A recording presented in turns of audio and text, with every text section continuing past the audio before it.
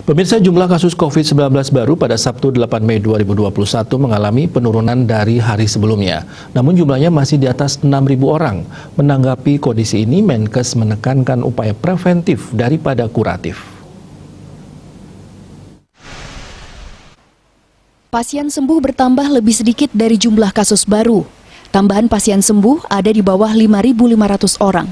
Korban jiwa juga masih bertambah. Jumlah yang dilaporkan lebih sedikit dibandingkan dengan sehari sebelumnya. Ada di atas 150 orang. Data dari Satgas Penanganan COVID-19 Nasional terjadi penambahan 6.130 orang. Kumulatifnya menjadi 1.709.762 orang. Terdapat pasien yang sembuh sebanyak 5.494 orang.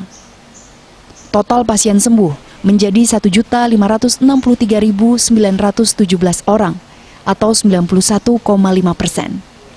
Sementara itu, untuk pasien terkonfirmasi positif COVID-19 yang meninggal jumlahnya mencapai 179 orang.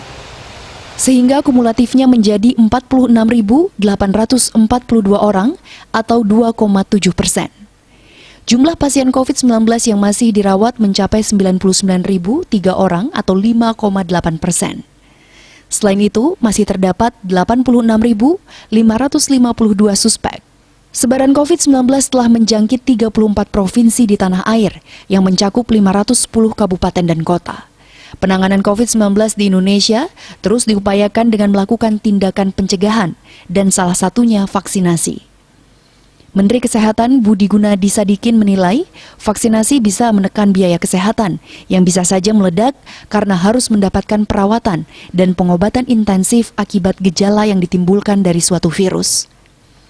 Pihaknya mendukung program vaksinasi sebagai salah satu program utama di sektor promotif dan preventif di luar program lainnya seperti screening atau gerakan masyarakat menjaga hidup sehat.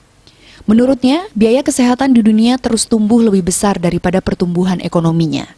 Hal itu terjadi karena banyak biaya kesehatan yang dialokasikan untuk sektor kuratif atau pengobatan.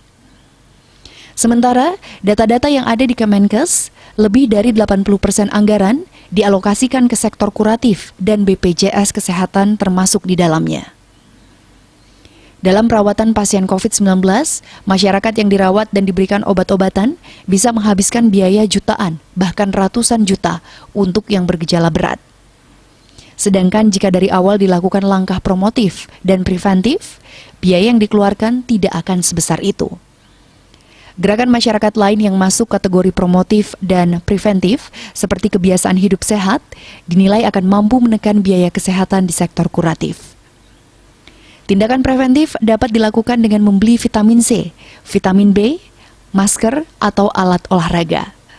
Uang yang dihabiskan tidak sampai 1 juta sebulan jika fokus preventif dalam menghadapi COVID-19.